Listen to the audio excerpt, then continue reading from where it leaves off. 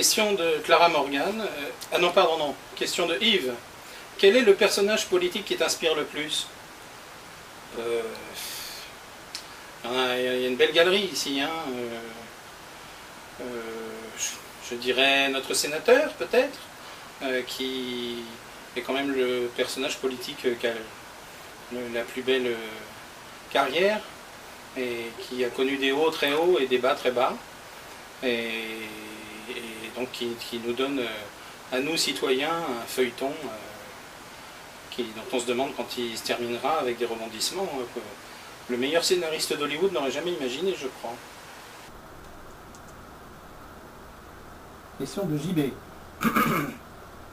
As-tu subi des censures ou de grosses colères des politiques que tu astiques? Non, d'aucun, directement aucun, sauf une fois de quelqu'un de l'entourage d'un homme politique. Mais bon, c'est une tempête dans un verre d'eau, c'était pas très méchant, donc non, pas de censure et pas de grosse ni petite colère des politiques que j'astique. Je les remercie d'ailleurs d'avoir de l'humour, a priori, puisque je crois savoir que beaucoup me lisent et bon, ils acceptent apparemment la moquerie. Question de Vainé.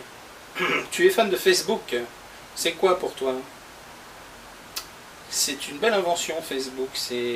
C'est pas le truc diabolique qu'on veut bien décrire parfois, c'est vraiment la possibilité de mettre en relation des gens qui ont des intérêts communs, des passions communes, des amis, de la famille aussi. J'ai la famille d'Italie là qui vient de s'inscrire, c'est bien pratique.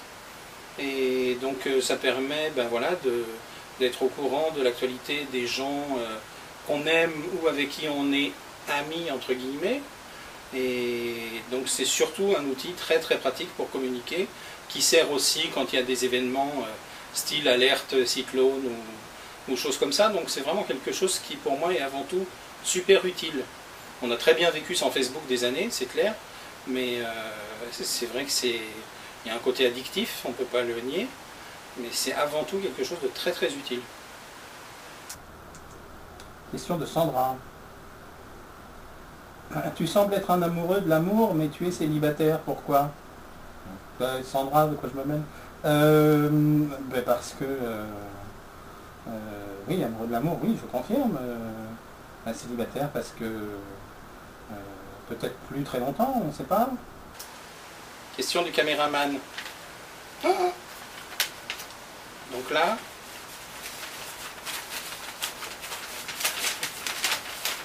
Tu prends parfois clairement parti sur ton site, comme dans l'affaire du licenciement du journaliste Mike Leral.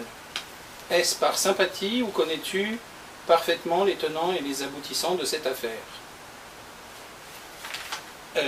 C'est effectivement par sympathie.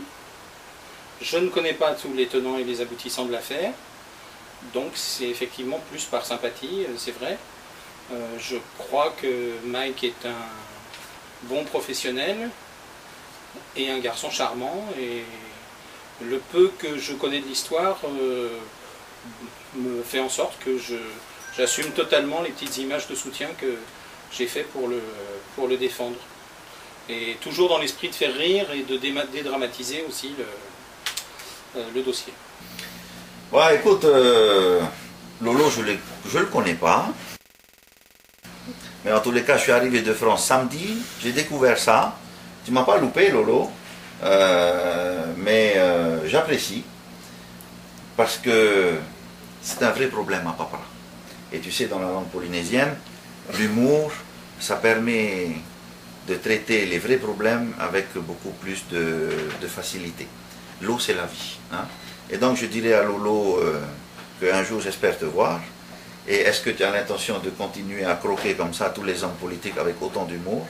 Moi, je te dis, il faut que tu continues à le faire, mais de ne jamais sombrer dans la méchanceté et dans les attaques personnelles. Moi, j'apprécie beaucoup ça, parce qu'il y a un vrai message derrière. Et il est en train de me dire, Bruno, tu parles bien, tu es un vrai homme politique, mais règle le problème de l'eau. Donc, Lolo, je te lance un défi. À la fin de mon mandat, le problème de l'eau sera définitivement réglé à Papara. D'accord, Bruno. En tout cas, j'apprécie ton humour, le fait aussi que tu aies compris qu'il n'y ait pas d'agressivité dans mes démarches.